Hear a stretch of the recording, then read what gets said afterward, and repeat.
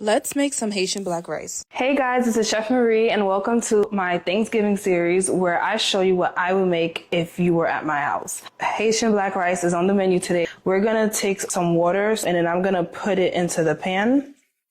And then we're just gonna put our jonjon so that we can make our jonjon water. Based on the amount of rice you're making will determine the amount of jonjon you need. So I'm not making that much, I'm just making for myself. So I don't really need the whole bag of jonjon. Meantime, I'm gonna wash my rice. All right, so once your black mushroom or jonjon water has gotten into a boil, you could take it off the heat and strain it so that way you can, remove any dirt or debris that's probably in it. It's gonna take a little bit of that épice seasoning and basically put it on the pot. Add my lima beans, add your jonjon water. Water is boiling, we can add our rice. Now we're just gonna keep the heat on low until it's ready. So once the rice is done cooking, it's gonna look nice and dark. And this is how you make Haitian black rice.